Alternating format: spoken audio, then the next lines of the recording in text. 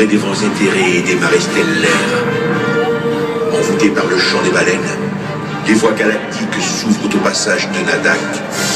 L'étoile rouge n'est désormais plus qu'à quelques envolées, attirant inexorablement la petite équipée jusque dans son manteau de feu.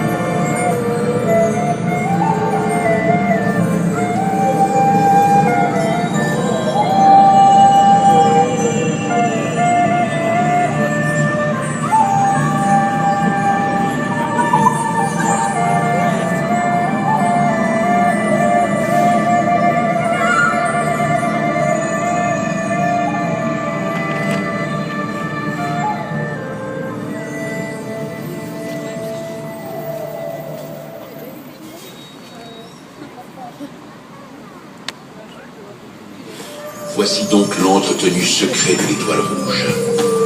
Une maison tout en sucrerie, faite de murs enrobés de ganaches, de bonbons et de fenêtres croquantes.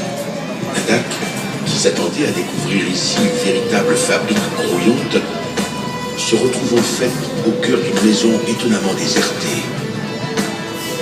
Les baleines se seraient-elles trompées de chemin? Certainement pas. Car il est tout autant aveuglé par la lumière que par l'extraordinaire chaleur qui s'échappe des étranges corbeilles suspendues aux différents étages de la maison.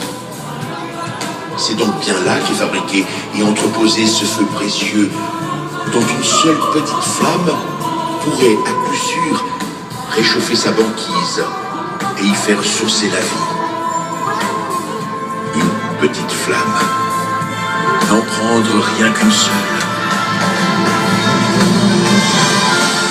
Les habitants de la maison ne s'en apercevraient même pas. D'ailleurs, où sont-ils tous passés?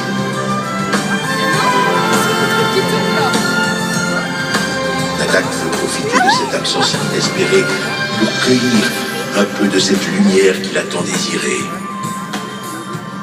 Mais sa gourmandise est cependant trop forte et il ne peut résister à la tentation de goûter à la délicieuse maison.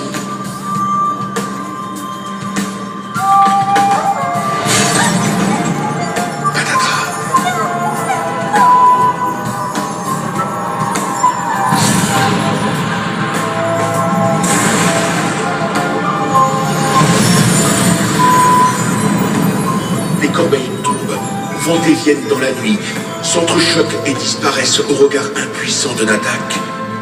Une voix venue du fond des âges se fait alors entendre. Nadak, Nadak, je suis la voix des terres brillantes. Par ta faute, il n'y a plus là-bas que nuits épaisses et glacées. Tu n'aurais pas dû chercher à prendre un peu de cette chaleur. Tu n'aurais pas dû le faire sans en demander la permission. Les 4 corbeilles de soleil sont maintenant dispersées sur ta planète. Là où elles sont tombées, il te faut nous les rapporter. Adieu, Nadak.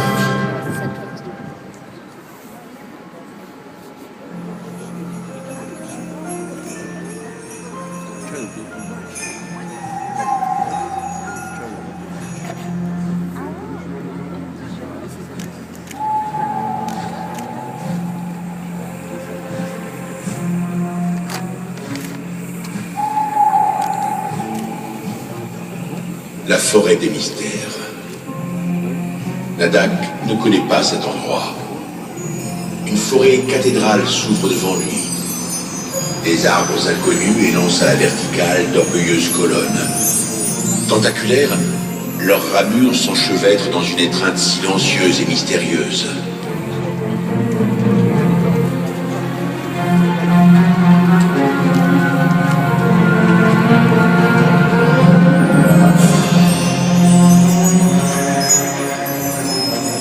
À leurs pieds, un fourmillement, animaux fabuleux, insectes géants, bêtes ailées, tout un bestiaire imaginaire dont s'émerveille Nadak. Mais quel est donc ce monde?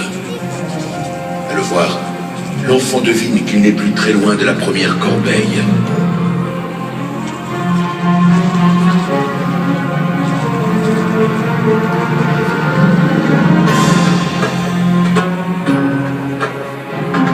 Clarté révélatrice de toutes ces merveilles, la première corbeille se cache quelque part.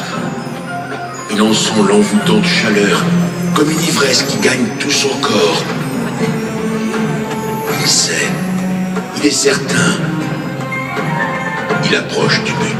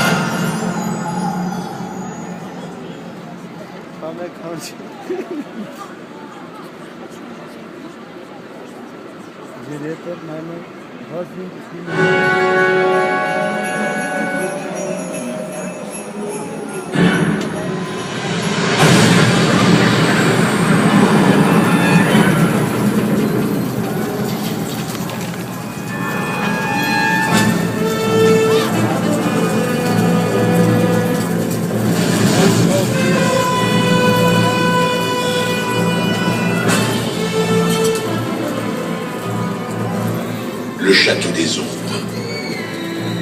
Nadak est arrêté dans sa quête par d'immenses palissades sur bois. Que cherche-t-elle donc à dissimuler? La deuxième des corbeilles de soleil. Peut-être doit-il maintenant emprunter l'un de ces escaliers tortueux qui semblent se perdre dans l'infini.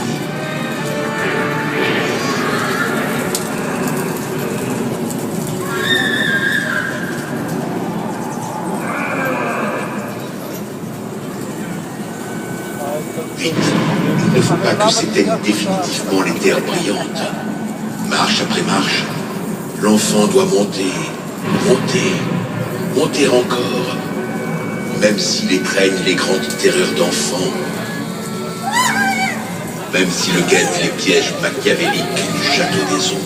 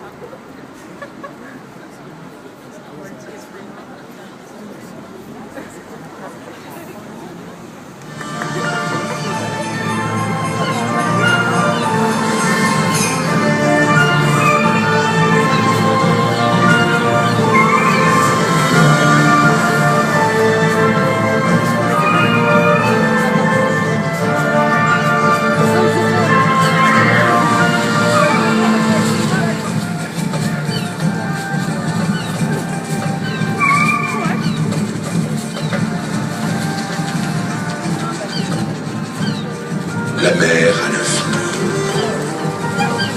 Murmure des vagues molles. Elles disent l'incroyable histoire d'un petit garçon nommé Nadak. Elles disent les corbeilles de lumière égarées par sa faute. Elles disent l'espoir des terres brillantes, désormais transi de froid et d'ombre. Elles disent les vagues. Et leur voix, aux quatre coins de la planète, couvre le bruit des grands pas pressés d'un enfant.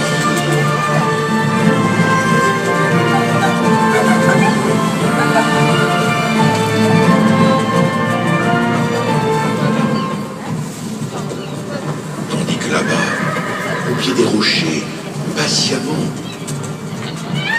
la troisième corbeille guette la venue de Nadak, l'enfant des lointaines banquises.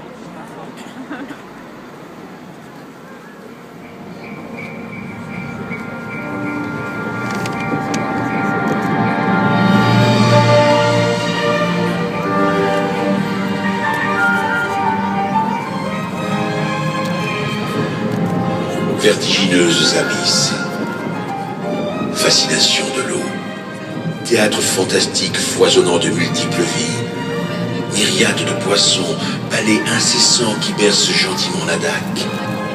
Où sont les pâles étoiles qui pêchaient? Où sont les baleines, seules amies des jours passés? Ici, couleurs extravagantes des coraux, crachats époustouflants des fumerolles cachés au creux des récifs. Ici, à essaimer l'incroyable magie de la dernière corbeille.